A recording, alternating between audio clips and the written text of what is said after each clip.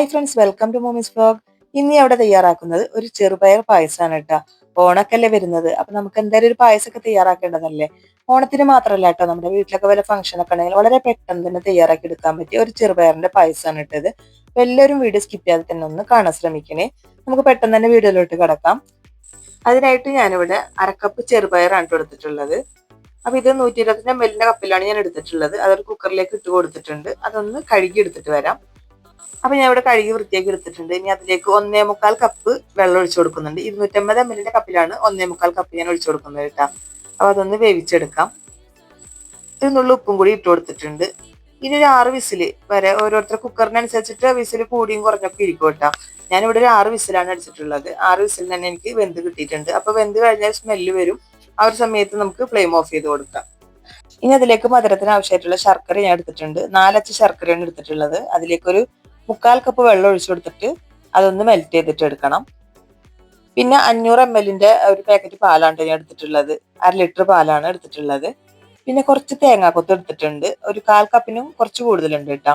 പിന്നെ അതുപോലെ കുറച്ച് കാഷ്യൂനട്ടും കുറച്ച് മുന്തിരിയും എടുത്തിട്ടുണ്ട്. അപ്പൊ ഈ മുന്തിരിയും തേങ്ങാക്കൊത്തും അണ്ടിപ്പരിപ്പൊക്കെ ഓരോരുത്തരുടെ ഇഷ്ടത്തിനനുസരിച്ചൊക്കെ കൂട്ടിയെടുക്കാം കേട്ടോ. അപ്പോഴേക്കും നമ്മുടെ ചെറുപയർ ഇവിടെ വെന്ത് വന്നിട്ടുണ്ട്. അപ്പൊ ആവി മൊത്തം പോയതിനു ശേഷമാണ് ഞാൻ തുറന്നിട്ടുള്ളത്. നല്ല രീതിക്ക് തന്നെ വെന്ത് വന്നിട്ടുണ്ട്. വെള്ളമൊക്കെ നന്നായിട്ട് തന്നെ വറ്റി വന്നിട്ടുണ്ട്. അപ്പൊ ഈ വേവ് വേണ്ട നമുക്ക് പായസത്തിനായിട്ട്. ഇനി അതിലേക്ക് മെൽറ്റ് ചെയ്ത് വെച്ചിട്ടുള്ള ശർക്കരപ്പാനി ഒഴിച്ചു കൊടുക്കണം. ഞാൻ ഇവിടെ അരിച്ചു വെച്ചിട്ടുണ്ടായിരുന്നതാണ്, അതും കൂടി ഒഴിച്ചു കൊടുക്കണം. ഇനി ഇത് 2 വിസിലിന് ഒന്നുകൂടി അടിച്ചെടുക്കണം കേട്ടോ. അതെന്തിനാന്ന് വെച്ചാൽ ഈ ഒരു ശർക്കരപ്പാനി ഈ ചെറുപയറിൽ നന്നായിട്ടൊന്ന് പിടിച്ചു കിട്ടണം, അതിന് വേണ്ടിയിട്ടാണ് കേട്ടോ. അപ്പൊ ഇത് ശർക്കരപ്പാനി ഒഴിച്ച് വേവിക്കാൻ നോക്കരുത്, അപ്പൊ വെന്ത് കിട്ടില്ല കേട്ടോ.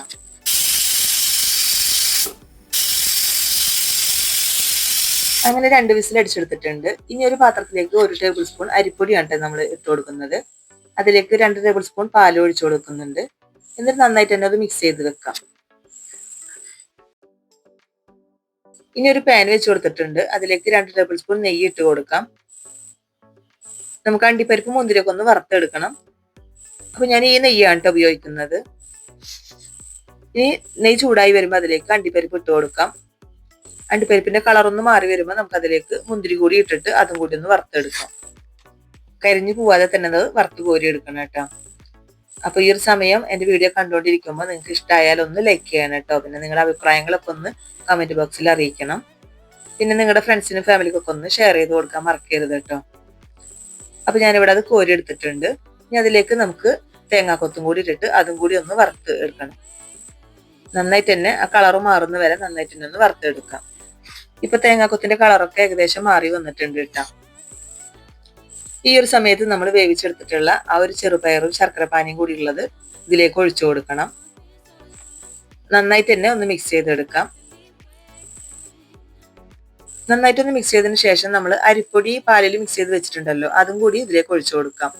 അപ്പൊ ഇത് ഒഴിച്ചു കൊടുക്കുന്നത് എന്തിനാന്ന് വെച്ചാൽ പെട്ടെന്ന് തന്നെ കുറുകി കിട്ടാൻ വേണ്ടിയിട്ടാണ് കേട്ടോ. അപ്പൊ ഇതില്ലേലും കുഴപ്പമൊന്നുമില്ല, ഇത് ഒഴിച്ചു കൊടുക്കുമ്പോൾ പെട്ടെന്ന് തന്നെ നമുക്ക് കുറുകി കിട്ടും.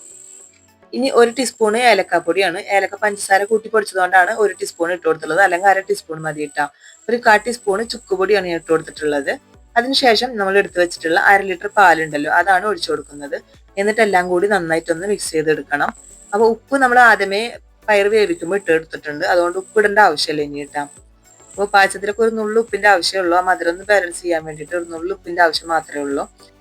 ഇപ്പൊ കണ്ടില്ലേ, പാലൊക്കെ നന്നായിട്ട് തിളച്ച് വന്നിട്ടുണ്ട്. ഈ ഒരു സമയത്ത് നമ്മൾ വറുത്ത് മാറ്റി വെച്ചിട്ടുള്ള അണ്ടിപ്പരിപ്പ് മുന്തിരി ഉണ്ടല്ലോ, അതും കൂടി ഇട്ട് കൊടുക്കാം. തേങ്ങാക്കൊത്ത് നമ്മൾ ആദ്യമേ ഇട്ട് കൊടുത്തിട്ടുള്ളതാണ്. അതിൽ കുറച്ച് മാത്രം മാറ്റി വെച്ചിട്ടാണ് ഞാൻ അണ്ടിപ്പരിപ്പ് മുന്തിരി ഇട്ട് കൊടുത്തിട്ടുള്ളത്. ഇപ്പൊ നന്നായിട്ട് തന്നെ തിളച്ച് ഏകദേശം വറ്റി വന്നിട്ടുണ്ട്. ഇത്രയും മതി കേട്ടോ. ഈ ഒരു സമയത്ത് നമുക്ക് ഫ്ലെയിം ഓഫ് ചെയ്ത് കൊടുക്കാം. ഇനി ചൂട് പോയി വരുമ്പോൾ കുറച്ചുകൂടി കട്ടിയായി വരും. അത് ഞാൻ വേറൊരു പാത്രത്തിലേക്ക് മാറ്റി കൊടുക്കുന്നുണ്ട് കേട്ടോ. നല്ല ടേസ്റ്റി ആയിട്ടുള്ള ഒരു പായസത്തിന്റെ റെസിപ്പിയാണ് ഇട്ടത്.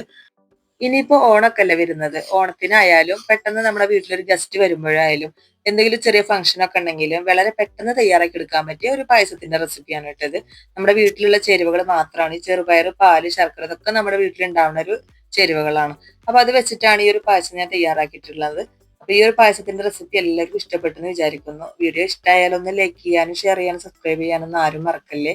അപ്പോൾ സബ്സ്ക്രൈബ് ചെയ്തതിന് ശേഷം അടുത്തുള്ള ബെല്ലേക്കും കൂടി ഒന്ന് എനേബിൾ ചെയ്യണം. എന്നിട്ട് അതിൽ ഓൾ എന്ന ഓപ്ഷൻ കൂടി ഒന്ന് ക്ലിക്ക് ചെയ്യണം കേട്ടോ. എങ്കിൽ മാത്രമാണ് ഞാനിടുന്ന ഓരോ വീഡിയോസും നിങ്ങളിലേക്ക് എത്തുകയുള്ളൂ.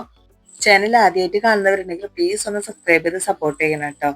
പിന്നെ കമന്റ് ബോക്സിൽ ഹൈപ്പ് എന്നുള്ള ഒരു ഓപ്ഷൻ കൂടി വന്നിട്ടുണ്ട്, അതും കൂടി ക്ലിക്ക് ചെയ്യാൻ മറക്കല്ലേ. നല്ലൊരു വീഡിയോ വരെ നമുക്ക് വീണ്ടും കാണാം. താങ്ക്